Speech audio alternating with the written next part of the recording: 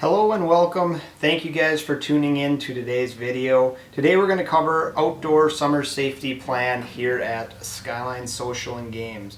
We are certainly excited to get the season kicked off, our summer league season. Unfortunately, we will not be able to start June 1st with the governor's recent orders, but we are working diligently with health officials, the city officials here in Hermantown, and elected representatives to hopefully get opened up as soon as possible. But we wanted to share with you guys today our safety plan here. We are certainly committed to everyone's safety, whether it's our staff or our customer. And so today we're going to run through kind of expectations, what we've implemented for our staff, what we'll be implementing for employees as they use our outdoor spaces. And today, we're going to share where we're at. This is very organic. It continues to change as we learn new information. But today we just wanted to run through what we've established so far. We've received some great feedback from league players that have helped us develop this plan. We're really excited. We feel we can open in a safe manner. And so we're just trying to get that okay. So today we'll run through that. So starting with employees. All Skyline employees, when they show up for a shift, are required to have their temperature taken. So we're screening their temperature, and they have to hand sanitize their hands when they arrive. So washing hands, taking temperatures, so we're making sure that we're trying to stop those germs from coming in the building, making sure all our employees are healthy, and we will have all our employees en masse during their shift and constantly washing their hands throughout.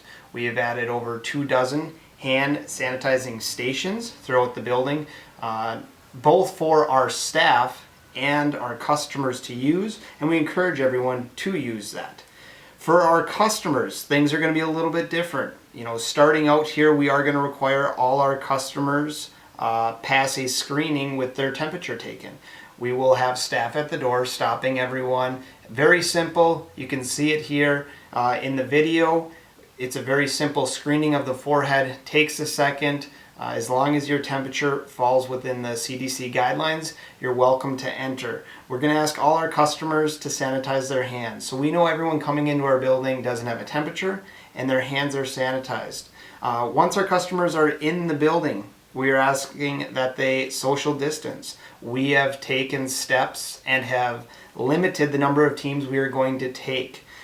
Traditionally in the past, we would have 5 game times a night for volleyball. We have gone down to 4, spacing them out on the hour. If you've watched the volleyball video, you will see that game times will be at 6, 7, 8, and 9. That's to limit and try to avoid having a bunch of people here at the same time.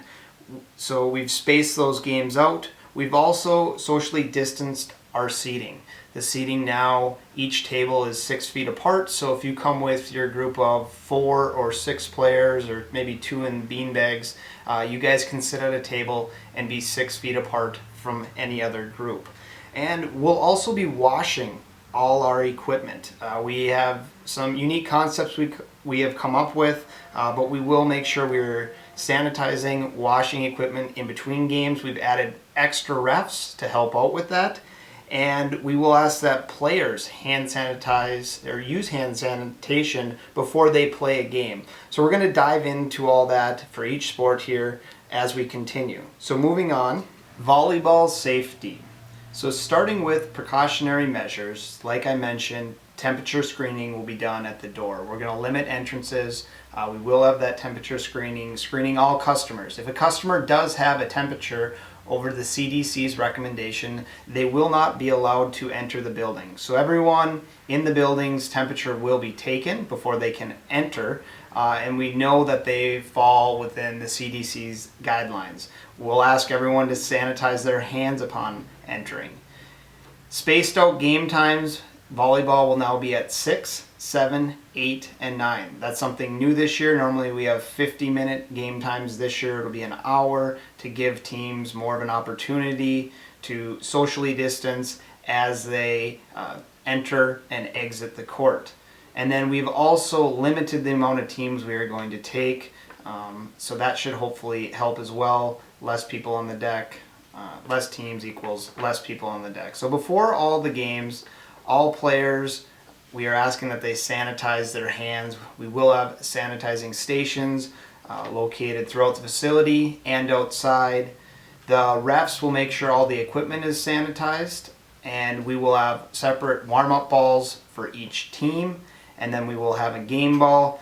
The one positive thing that we did find out this week from the CDC, they came out and said the virus does not spread easily from touching surfaces or objects. So with volleyball, obviously you are sharing a ball for two teams.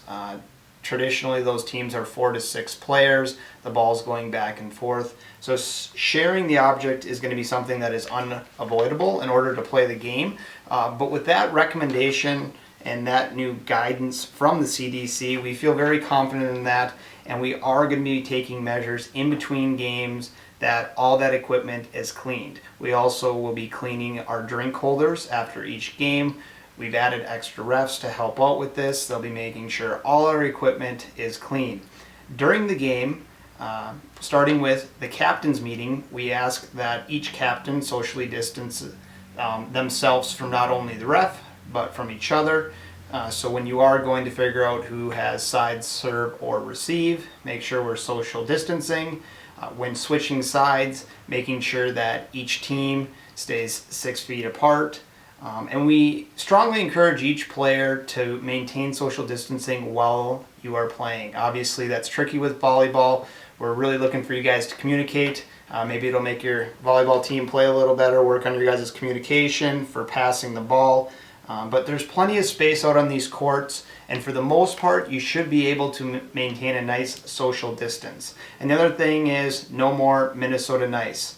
If an opposing ball comes into a volleyball court, instead of picking it up, we ask that you either kick it back into the court where it came from, or wait from a team member who is playing on that court to run over and grab that ball, so you guys are not sharing the balls.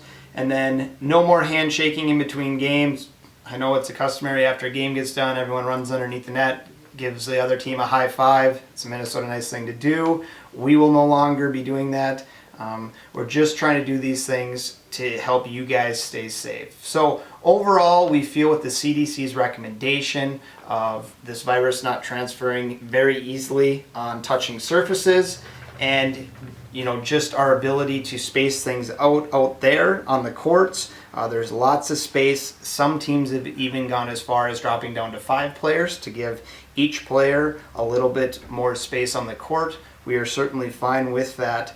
All these recommendations are what we're going to go with. And, there again, this may change, as we learn more information. Moving on to BOCCE. BOCCE safety. Once again, we'll be taking precautionary measures, temp screening everyone at the door. So as long as you fall within the CDC's recommendation, you will be allowed to enter, and then we will ask everyone to hand sanitize at the door upon entry. Before the game for BOCCE, we ask that all players once again hand sanitize. As I've mentioned previously, we will have these stations located throughout the facility at each court. Refs will be sanitizing the bocce balls and Polino and scoreboard in between each game. And we will also be sanitizing drink holders and tables after each game. So ultimately, we're going to sanitize everything in between each round. During the game, we are going to place social distancing markers to help you guys social distance. We're asking you guys to be aware of it. Obviously, when you're playing a game, it becomes a little bit more tricky. On the back 3 bocce courts is going to be a lot easier than on the front 2, but we're going to try to help with that as best we can. During the coin toss, if you'll make sure to maintain social distancing, just send over the captain. So it's the 2 captains and the ref to help with that. And then when a player's throwing, making sure we're giving them space. We only want the captains changing the score and only changing your scores. I know it's a nice thing to do to change your opponent's score, but there again, we're trying to limit contact. So we just want the captain handling your guys' score. The other thing we'll be doing is labeling each bocce ball, so you can use the same bocce ball throughout the night. So everyone should pick a number. They will be labeled out there with numbers. pick a number. If you're number 2, use the number 2 bocce ball in your color all night. And the other thing would be, I know it's a Minnesota nice thing again here, picking up either your teammates' balls or your opposing team's balls to help them out, but we ask that you refrain from doing that. Once again, trying to limit the number of contacts and sharing items out on there.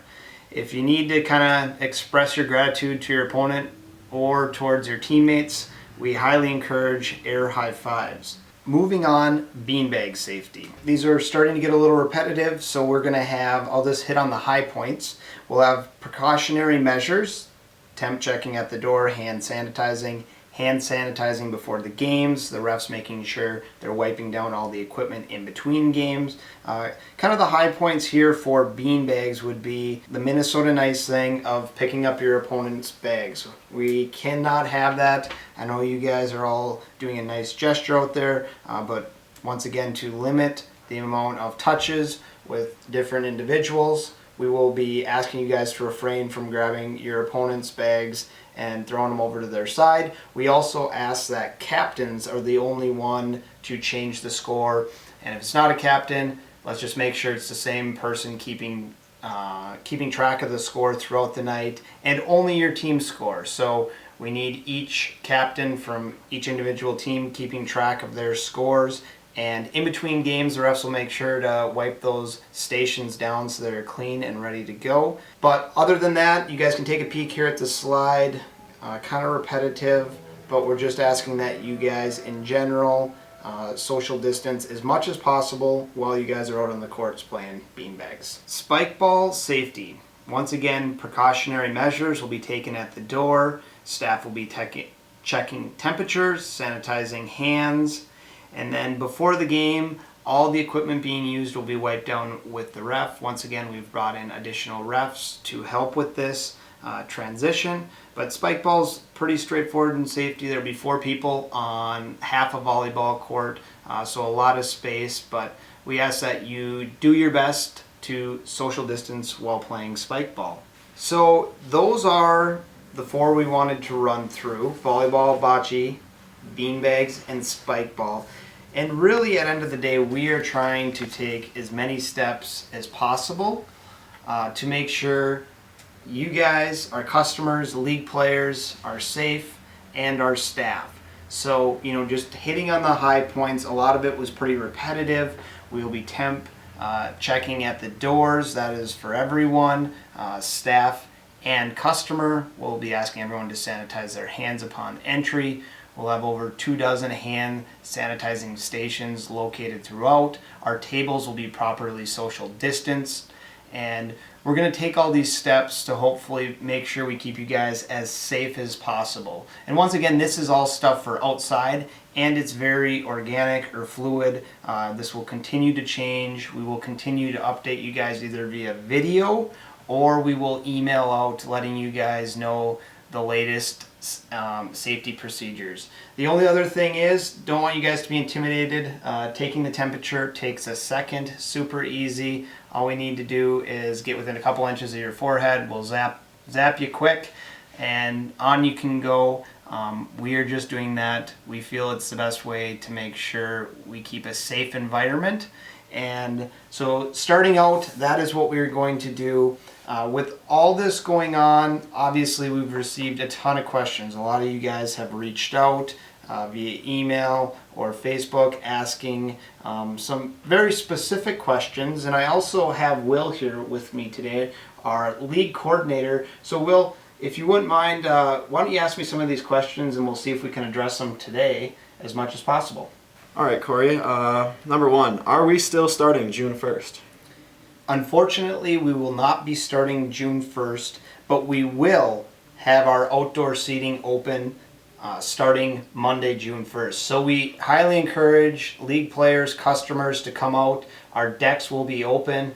We will be allowing people in the facility. However, we cannot start leagues as of now with the government's regulations. We are currently in the process of working with the city to get our leagues open as soon as possible. We feel we have the safety measures in place, and so as soon as we know more, we will let all our league players know via email. We'll do it on our Facebook page as well. And as soon as we know anything as far as a new start date, we'll make sure to relay that to our players. All right. What if my temperature is too high when you screen me? Well, if your temperature is too high when we screen you, we're going to let you know, and we will not allow you into the facility. In addition, we will not allow anyone you have arrived with, just for safety reasons. We will ask your party to leave. So we do highly recommend you guys taking your temperature before you arrive, and we are just trying to keep our facility as safe as possible. Yes, it's a huge facility, 80,000 square feet, but we will not be allowing anyone in with fevers. Okay. How are you washing all your material? We are sanitizing our tables. We have special chemical that we've brought in that is known to kill the virus. So we are sanitizing all the tables, all the high contact areas, as well as all our equipment. And then we have processes in place where, for example, with our menus, we'll have different piles. So a menu won't be used twice throughout the night, and if it has to be, it will have been diligently cleaned. Perfect. We know staff has to wear masks, but how about customers and players? Do they have to wear masks? As of now, no. We do recommend that individuals wear masks, but we will not be requiring it.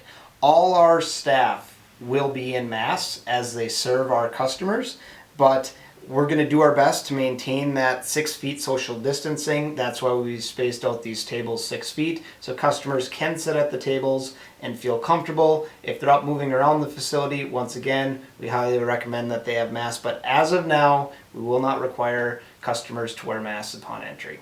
Since volleyball has been pushed off, how will refunds work?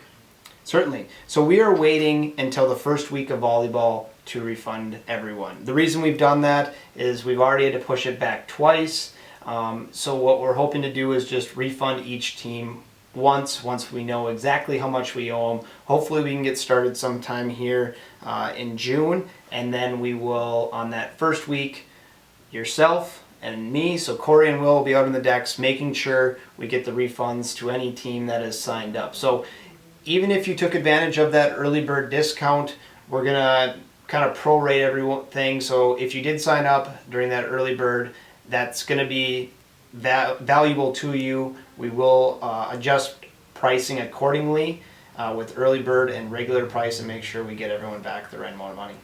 Sweet. As far as bowling and duckpin bowling, when can we get inside and do that? So right now we're strictly working on getting the outside area open.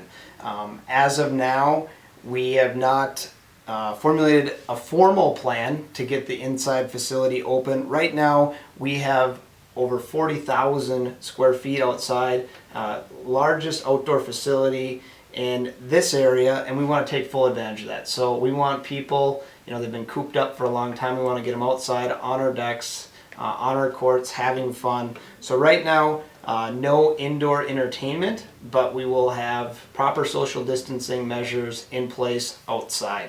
Sweet. Well, thank you, Corey. I appreciate you answering those questions. That is about it for questions, but if anybody has any more questions, please feel free to send them to info@skylinelanes.com. If we get enough questions on there, we might do a follow-up video and answering them all. If not, we'll make a post and answering them online. Otherwise, I think that's it. We answered a lot of questions today. Hopefully we can see everybody here soon.